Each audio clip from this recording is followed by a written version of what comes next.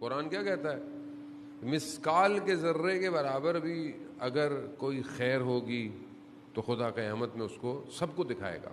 ابھی تو نہیں دکھا رہا ہوں, ابھی تو صرف اسے پتا ہے, ہمیں اس نے چھپایا ہوا ہے. اور اگر مسکال کے ذرے کے برابر شر بھی ہوگا تو بھی اس کو دکھائے گا. قرآن ہے, قرآن تو کلام الہی ہے. اب وہ سب دکھائے گا, سب کو دکھائے گا. ابھی تو اس نے پردہ ڈالا ہوا ہے, اور یہ ہمارے پر جو اس کا پردہ ہے یہ اس کے محبوب کی وجہ سے پردہ ہے.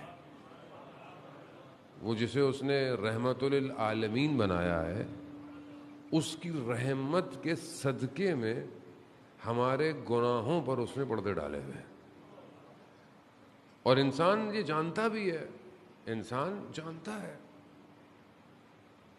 دوسری امتیں جو پہلے والی تھیں, جب وہ کوئی غلط کام کرتی تھیں تو ان کے چہروں پر عیاں ہو جاتے تھے. کہا یہ تو خدا نے ہم پر کرم کیا ہے کہ ہم اتنی غلطیاں کرتے ہیں, اس کے باوجود بھی آپ دیکھیں کہ اللہ تعالیٰ نے ہمیں چھپا کے رکھا ہوا ہے, کسی کو نہیں پتا. ہر کوئی اچھی سی عطر وطر لگا کے خوشبودار بنا پھر رہا ہے. یہ تو انسان خود جانتا ہے کہ وہ اندر سے کتنا خوشبودار ہے, اس کے اپنے وجود میں کون سا عطر ہے جو اس نے اپنے وجود کو اس نے معطر کیا ہوا ہے. دنیا کی پرفیوم میں عطر لگاتا ہے آدمی کہ خوشبو آئے, اچھی بات ہے, نظافت ہے, اور سنت پیغمبر بھی ہے. رسول خدا جو سب سے زیادہ مال اپنا خرچ کرتے تھے وہ کس پہ کرتے تھے؟ اسی عطر پہ کرتے تھے. تو عزیزان محترم, جس طرح انسان اپنے ظاہر کو معطر کرتا ہے اسی طرح اسے اپنے باطن کو معطر کی ضرورت ہے. اور یہ باطن معطر نہیں ہو سکتا جب تک انسان اس سے واقف نہ ہو. جب انسان کو یہ پتہ ہی نہ ہو کہ اس کے اپنے اندر بھی کوئی مشکل ہے کہ نہیں ہے, اور یہ مشکل کو وہ نہ پہچانے جو اس کے باطن میں ہے, اور لے کر انسان جو ہے وہ گھومتا رہے, ٹہلتا رہے. آج ہمارے معاشرے کا جو سب سے بڑا مسئلہ ہے وہ یہی ہے کہ ہم اپنی بیماریوں سے ناواقف ہیں. کون سی بیماریاں؟ بدن کی نہیں, وہ تو پتہ چل جاتی ہیں, ڈاکٹر اسکین کر لیتے ہیں. روح کی بیماریوں سے ہم ناواقف ہیں, اور یہ روح کی بیماریاں معاشرے کو کھوکھلا کر دیتی ہیں. ہر آدمی, مثال کے طور پر میرے اندر کوئی غلط عادت ہے, اب اس کو میں نے چھپایا ہوا ہے اور میں ظاہر اپنے آپ کو کرتا ہوں کہ میں بہت اچھا آدمی ہوں, اور یہ دھوکہ ہے, منافقت ہے. یہ منافقت اندر اندر سے معاشرے کو کھا جاتی ہے. ایک دوسرے کے سامنے اچھے, پیچھے برائی.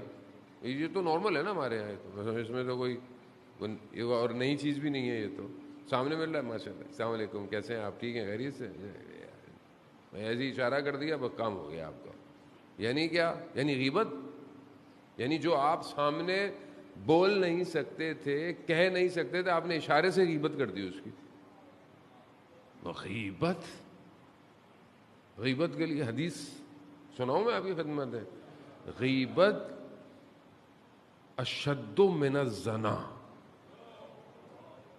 زنا سے زیادہ, استغفر اللہ, یعنی سگے مردہ بھائی کا گوشت کھانا.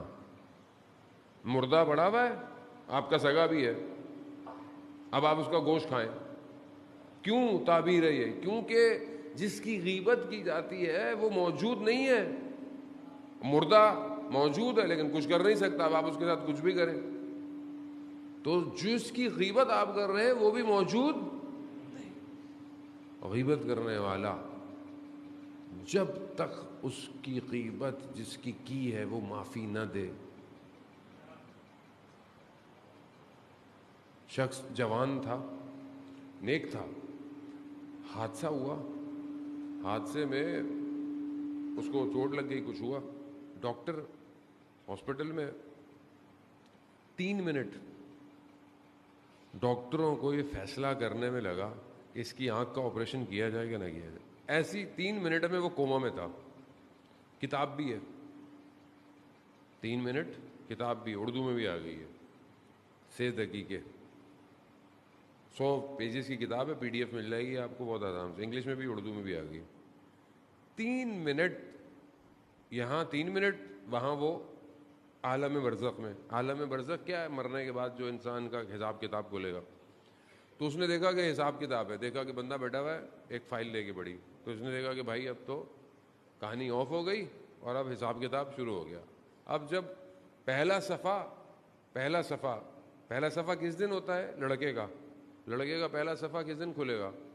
جب وہ بالغ ہوتا ہے، 14 سال اور کچھ شرائط کے ساتھ. اس دن سے آپ کا صفحہ کھل جاتا ہے. اس سے پہلے معافی ہے کہ بچہ ہے، چلو چھوٹا ہے، اللہ نے بھی آسانی کی ہوئی ہے. بچی کب ہوتی ہے؟ 9 سال.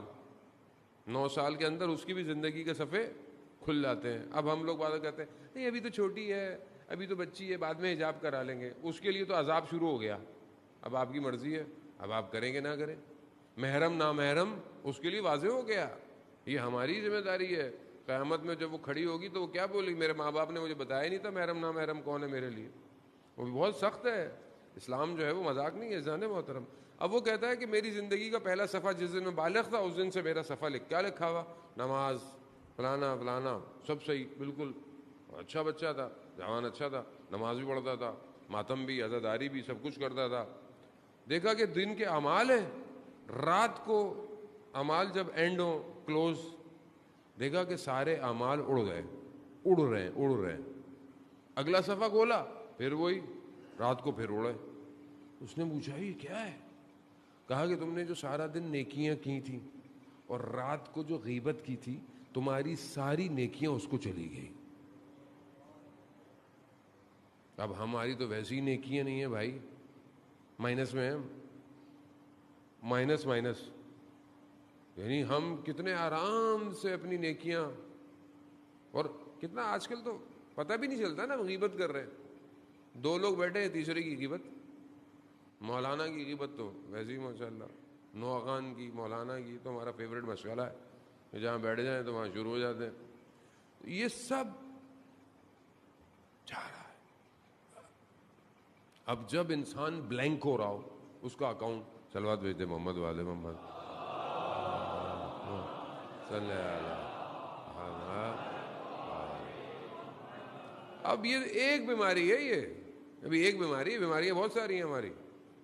اب یہ انسان اس طرح کی مطلب ایک چیز ہے، اور یہ کتنی کامن ہے ہمارے معاشرے میں. خواتین ماشاءاللہ ایکسپرٹ ہیں اس معاملے میں بہت زیادہ. تو پھر دوسری بیماری تہمت، یعنی جس نے کچھ نہ کیا ہو اس پر آپ نے تہمت لگا دی. یہ بھی یہ کیا کرتی ہیں؟ یہ انسان کی روح کو بھاری کرتی ہے، سنگین کر دیتی ہے. اور جب انسان کی روح سنگین ہو جائے نا، بھاری ہو جائے، تو پھر نیک عمل کے لیے اس سے اٹھا نہیں جاتا. فجر میں اٹھنے کے لیے 6 فٹ کے آدمی کو کتنی طاقت چاہیے؟ مطلب کتنا آپ کو وزن چاہیے؟ لیکن اٹھا نہیں جاتا بعض اوقات. کیوں؟ کیونکہ روح سنگین ہو چکی ہوتی. اور آدمی اگر استغفار کر کے نہ سوئے تو پھر فجر بہت مشکل ہوتی ہے. آج کل جوان بعض اوقات کہتے ہیں ماشاءاللہ آپ تو سب اہل نماز ہیں، اہل تہجد بھی ہیں.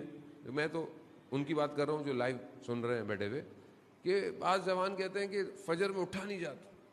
اس کی وجہ کیا ہے؟ اول تو بہرحال ٹائم پہ سوئیں، رات کو کم کھائیں، لیکن رات کو کر کیا رہے؟ انسان رات کو کون سا عمل کر کے سو رہا؟